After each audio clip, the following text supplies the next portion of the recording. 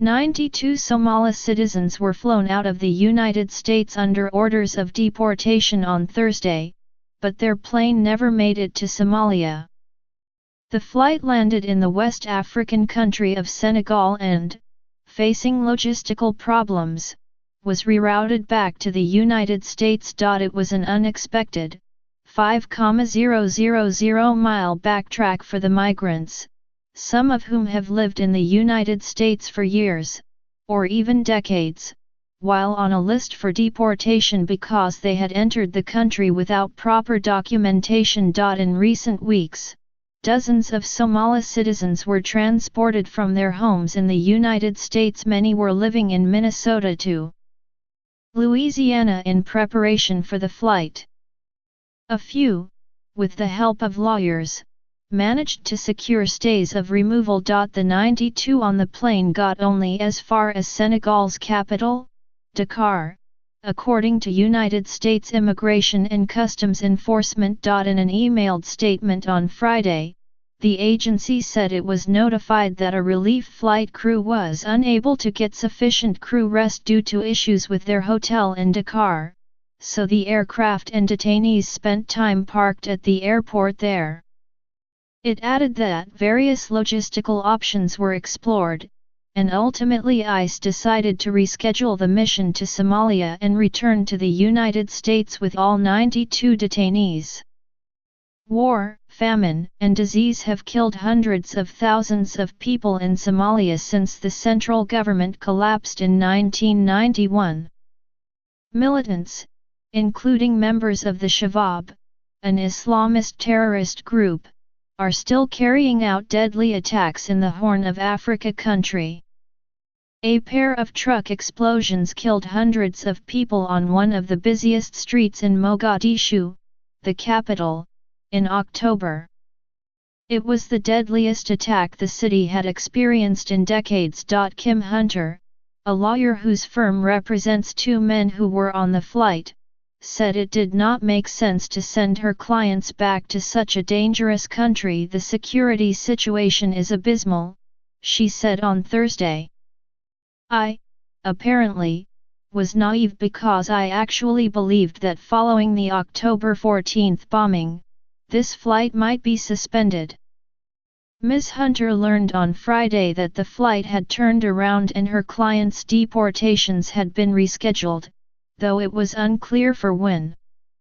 An ICE spokeswoman said the agency does not provide that information in advance. Ms. Hunter said she also had no advance notice when immigration officials recently transported 5 of her clients from their Minnesota homes. They were first taken to Louisiana to prepare for their deportation. Her law firm scrambled to secure stays of removal for the men and helped 3 avoid the flight. Now that the other 2 have had their deportations delayed, Ms. Hunter said she would keep working to prevent their removal. Neither client has a criminal record, and both have been in the United States for more than a decade. One is married to a permanent resident and has children who are United States citizens. We're inclined to think that this sort of failed flight reflects on the fact that more deportations are being carried out in haste and are perhaps not as well planned as they might have been previously, she added. One Somali woman in Minnesota, who did not want to give her name for fear of getting her family in trouble with the authorities, said in a phone interview on Friday that her cousin was among those on the flight. She said she had been desperate for answers since Wednesday, when her cousin called from Louisiana saying he was about to be deported. I was very sad. I cried, and he told me not to make him cry, she said, adding that it would be dangerous for him to land in Mogadishu because he had no connections there. He hasn't seen Somalia for the last 20 years. Many Somali citizens who are in the United States without documentation have been able to stay for years despite deportation orders because Somalia would not grant them the necessary travel documents. Mogadishu, which opened an embassy in Washington in 2015, appears to be cooperating with American officials to accept more of its citizens back. The number of Somali people being deported from the United States has risen since 2014. During that fiscal year, 65 Somali citizens were removed from the United States.